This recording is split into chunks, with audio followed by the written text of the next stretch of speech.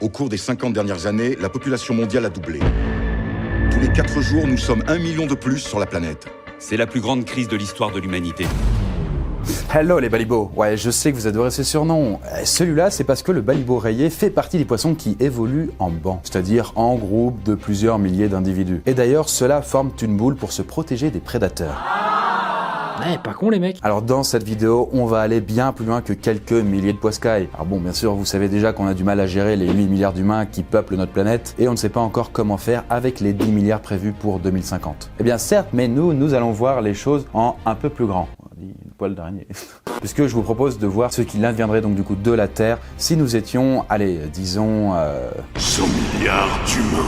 Ouais, vous avez l'habitude, on fait pas dans la dentelle. Si autant de monde essayait de cohabiter sur une seule planète, comment arriverait-on à survivre? Serait-il possible de nourrir autant de personnes et de les loger? Et tout ce petit monde arriverait-il à vivre ensemble sans se foutre sur la tronche en permanence? D'ailleurs, vous allez voir que l'un des grands défis à relever dans ce cas, ce serait notamment la pollution. Et justement, notre sponsor du jour est là pour nous filer un petit coup de main. Il s'agit de l'Amazuna, une marque de cosmétiques solides et durables, d'origine naturelle et végane, qui s'engage contre la pollution en développant des produits zéro déchet. Et leur objectif, c'est vraiment d'éviter les emballages plastiques ainsi que les produits jetables qui ne sont pas recyclables, et de les remplacer par des alternatives comme des soins solides, des objets réutilisables, bref, ce genre de trucs. Vous trouvez un peu de tout sur leur site, par exemple des brosses à dents, du déodorant, des soins, des shampoings, du dentifrice. Donc si vous avez envie de faire un petit pas vers un style de vie plus respectueux de l'environnement, c'est pas mal de commencer par là quoi. Voilà, on peut dire que c'est le petit secret beauté de Chris. Ok, je vous en dirai plus tout à l'heure. En tout cas, pour le moment, nous allons nous intéresser à l'un des plus grands défis que l'humanité aura relevé, celui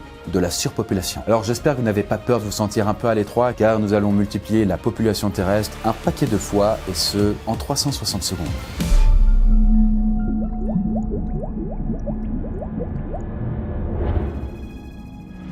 Imaginez que nous soyons 100 milliards. Alors la première question qu'on pourrait se poser, ce serait... Mais où est-ce qu'on va loger tous ces gens? Quand on voit les villes avec les densités de population les plus importantes, eh bien à l'heure actuelle, on trouve Dhaka, au Bangladesh, avec quand même 47 000 habitants au kilomètre carré. Ah, mais ça doit être parfaitement irrespirable. Bah plutôt oui, et pourtant, il faut s'imaginer que toutes nos villes seraient comme ça, avec 100 milliards d'habitants. En fait, pour vous donner un petit point de comparaison, Lyon n'était qu'à peu près 10 000 habitants par kilomètre carré en 2016. Et pour éviter d'étouffer, eh bien il faudrait adapter cet espace. Ok, mais de quel espace tu parles? Des terres habitables. La Terre comporte 150 millions de kilomètres carrés de terres émergées, dont un tiers est déjà occupé par l'agriculture, ce qui nous laisse seulement 100 millions de kilomètres carrés pour nous installer. Imaginez donc faire tenir 100 milliards d'humains là-dessus. Et cela dit, c'est quand même sans compter les chaînes de montagnes, les canyons et les autres endroits très difficiles à urbaniser. Bon, pour caser le plus de monde possible, il faudrait miser sur 3 choses. Pour l'instant, je vois l'espoir et l'inconscience. Je cherche encore pour le troisième. D'abord, il faudrait miser sur la hauteur. Les tours et les buildings représenteraient l'essentiel de nos habitations, donc fini les petites maisons à la campagne. Bonjour les petits appartements coincés dans des bâtiments qui s'élèveraient toujours plus haut vers le ciel. Ensuite, bon, la profondeur. Pourquoi ne pas miser sur des habitations sous terre? Je veux dire, à Hong Kong, les mecs sont déjà en train d'essayer de foutre des parkings et des archives dans les sous-sols. Alors j'ai envie de dire, pourquoi ne pas y faire des appartes? Et enfin, on pourrait aussi envahir les mers et les océans, puisque dans un monde surpeuplé, l'une des solutions pourrait être de construire des péninsules de toutes pièces. Et là-dessus, le chantier en cours à Monaco pour construire une extension sur l'eau de 60 000 logements et commerces aura beaucoup à nous apprendre sur le futur. Alors bon, admettons qu'on réussisse à loger 100 milliards de personnes. Ok, la suite c'est quoi? Eh bien la suite c'est que, hélas, on crève la dalle et qu'on meurt de soif. Bah chouette, mais pourquoi en fait? Excellente question. Alors très clairement, pour que tout le monde mange à sa faim, eh bien vous imaginez bien qu'il faudrait cultiver, élever et produire beaucoup plus qu'à l'heure actuelle. Et quand on dit plus, on parle d'une augmentation de la production alimentaire de 700%. C'est en tout cas ce qu'on peut déduire des chiffres donnés par la FAO. Et en gros, si on ne change pas notre manière de produire, il nous faudrait 583 années pour atteindre ce chiffre. Alors bon, autant vous dire que c'est pas gagné et qu'on peut même largement douter de pouvoir l'atteindre un jour. Pour subvenir aux besoins d'une population aussi énorme, nul doute qu'il faudrait complètement revoir nos systèmes de production. Donc en gros, on serait obligé de se tourner vers un modèle de culture économique en eau qui prendrait le moins de place possible. Et ce modèle, il serait probablement vegan. Pourtant, même avec tous ces efforts, la consommation d'eau mondiale serait astronomique et très inégalement répartie. Si 100 milliards d'êtres humains devaient vivre sur Terre, ils passeraient leur temps à dessaler de l'eau de mer pour pouvoir s'abreuver suffisamment. Le problème, c'est que pour l'instant, le coût de cette technique reste relativement élevé.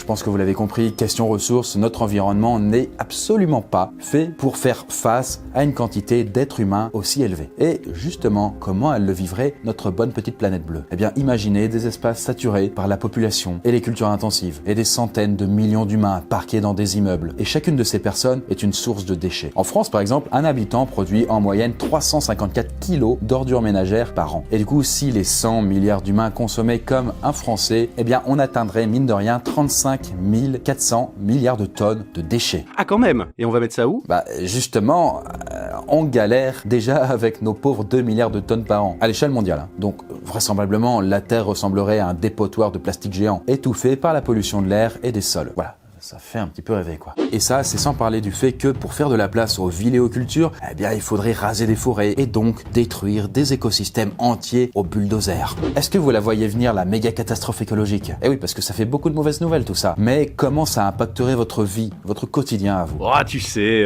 moi les grandes villes je connais, je suis né dans le RERD, y a rien qui me fait peur. Ouais, bon, en tout cas, si tu pensais avoir tout vu, tu te trompes lourdement. Parce que dans des villes aussi surpeuplées, l'ambiance dans les rues serait tout simplement irrespirable. Aucune possibilité d'intimité, même aux heures les plus tardives, tout serait bondé. Par exemple, tu vois la fête de la musique? Bah, ton quotidien, ce serait sûrement ça. Mais tous les jours. Bon, évidemment, sans les reprises de Johnny et de Nirvana au coin de chaque rue, Mais lorsqu'il faudra sortir, quid des transports? Impossible de conserver un système comme le nôtre dans ces conditions. Il faudrait limiter les déplacements le plus possible et faire un maximum de choses depuis chez soi de façon connectée. Quand bien même vous devriez inévitablement sortir, priez pour que les structures des transports aient été construites en hauteur, dans les airs, et si possible qu'ils soient non polluants, sinon impossible de respirer correctement tant la circulation sera chargée. Eh oui, on peut dire que les routes seraient une succession d'embouteillages. Et ne vous attendez pas à rester en bonne santé avec toute cette pollution, puisque une aussi forte densité de population, couplée à des quantités de déchets et à de fortes inégalités sociales, ça provoquerait inexorablement des épidémies. En gros, bonjour les bidonvilles et les maladies dues à l'absence d'hygiène et à la promiscuité. Oui, alors bon, dans l'idéal, des milliards d'humains se souderaient pour trouver des solutions ensemble à ces problématiques compliquées. Mais dans les faits, les inégalités se creuseraient probablement encore plus. Et des famines, comme on n'en a jamais connu, décimerait toute une partie de la planète. Tandis que les populations les plus riches, c'est-à-dire une minorité, garantiraient leurs accès à l'eau et à la nourriture. Ok, toujours les mêmes qui gagnent, quoi. Qu'est-ce qu'on pourrait faire? Eh bien, j'ai envie de te dire, on assisterait à des guerres pour les ressources. Luttant pour leur survie, les populations et les États se soulèveraient pour obtenir l'accès à l'eau et à la nourriture, devenus synonymes d'un grand pouvoir. D'autre part, la pollution accélérerait le réchauffement climatique et les catastrophes naturelles et écologiques se chargeraient finalement de faire revenir petit à petit la population humaine à une démographie que la Terre pourrait supporter. En bref, il serait quasiment impossible de survivre très longtemps dans ces conditions. La Terre serait tout simplement incapable de faire face à une espèce aussi invasive que l'être humain. Alors, comment pensez-vous que nous allons passer le cap déjà difficile des 10 milliards d'humains d'ici 2050? Allons-nous laisser les ressources commencer à s'épuiser petit à petit? Ou la technologie et les révolutions écologiques nous permettront-elles de donner à chacun de quoi vivre et se nourrir?